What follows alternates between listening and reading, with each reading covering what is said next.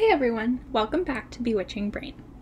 We're so happy to have you with us and encourage you to subscribe and share. Take good care, be safe, and help others be safe. In the last video, Kaylin talked about the general pathway for sensing external stimuli. We need to be able to convert a touch or a sound or a color from a simple stimulus to a conscious sensation that we can then react to or respond to in some way. The next few videos in this series will take a deeper look at how that actually happens. Keep in mind that the sensory receptors and other details may vary a little bit, but the basic pathway that we talked about in the last video stays the same.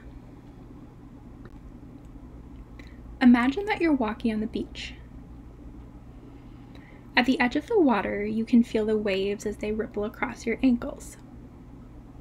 You also sense the sand beneath your feet, and you look down when you step on a large seashell. So what's going on here?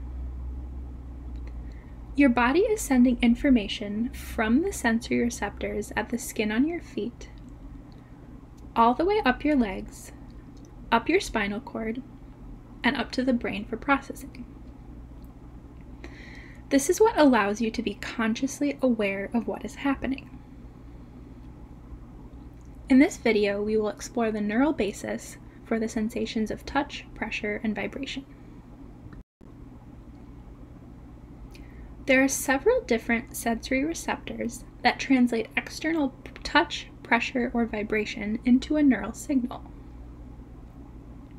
This neural signal then travels to the brain for interpretation. You need different kinds because you need to sense very different types of touch and pressure and vibration. For example, you need to simultaneously be able to sense the lightest touch of a pencil on the palm of your hand and someone pressing very hard against your back. Similarly, there are different frequencies of vibration. There are sensory receptors that are specialized to maximally transmit a particular range of frequencies, such as high or low. So let's talk about touch first. There are two types of sensory receptors for touch: Merkel discs and Meissner's corpuscles. These receptors are more concentrated in the hands and lips. In these areas, we need more sensitivity. For example, you need to be able to sense a pencil just barely touching the palm of your hand or a leaf brushing your fingers. You might react in different ways to these different stimuli. These receptors also are very important for sensing texture. They identify whether a surface is bumpy or smooth. They can also identify when a surface changes from bumpy to smooth or smooth to bumpy. This would be very important for people reading Braille. Another extremely important function of sensory receptors encoding touch is two-point discrimination. To understand this concept, imagine that your eyes are closed and you have a friend holding two toothpicks. Your friend touches the toothpicks very lightly to the palm of your hand about 2 inches apart and asks you if you can feel 2 toothpicks or 1. Of course, you say that you can feel 2. Your friend then moves the toothpicks closer and closer together, asking you the question over and over again. At some point, you switch from being able to say that there are 2, and you can only sense 1. On your hands and fingers and lips, the toothpicks must be extremely close together for you to be able to not discriminate that there are 2 toothpicks. In other words, In more sensitive areas, you need much better 2-point discrimination. On your back, the toothpicks would not be as close together by the time you say that you only feel one. This is because your back isn't as sensitive and it doesn't really need to be.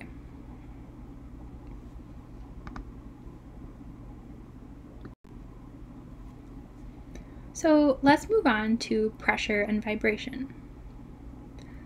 Merkle discs, as well as encoding touch and 2-point discrimination, also encode pressure. Vibration is encoded by Meissner's corpuscles and Pacinian corpuscles. Meissner's corpuscles encode low-frequency vibration, while Pacinian corpuscles encode high-frequency vibration.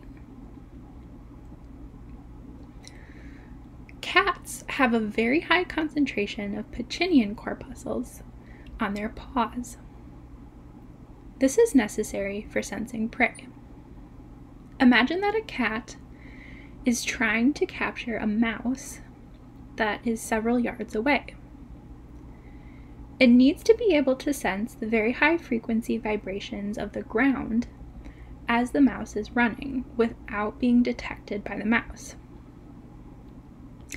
We also have Pacinian corpuscles, although we're probably not using them to catch mice.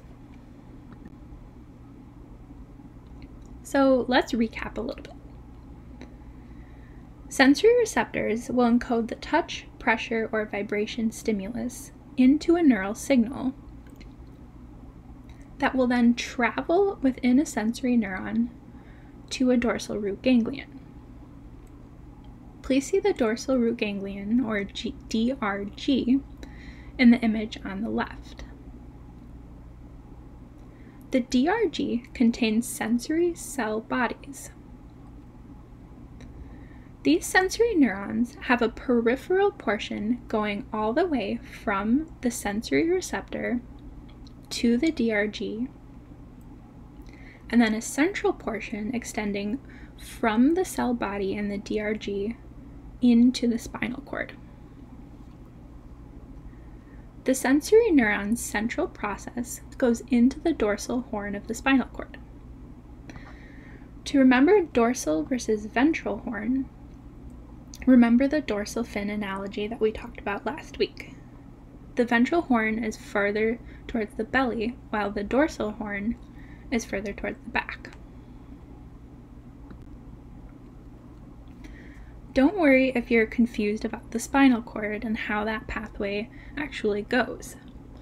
We will have a whole series about the spinal cord structure and function coming up soon. The same sensory neuron that is all the way in the periphery, such as your foot or back, will transmit the information all the way up the spinal cord within the dorsal column. That neuron then meets up with a second neuron.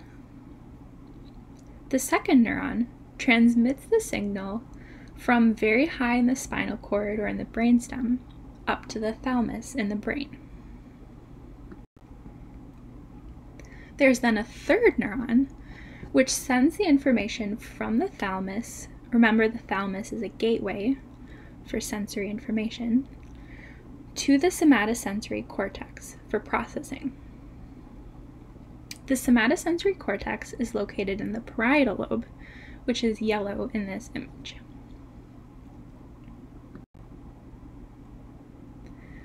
I'd like to extend a huge thanks to Dr. Teresa Patitucci, who provided the spinal cord illustrations. Next time, we will be discussing sensations of pain and temperature. Please join us.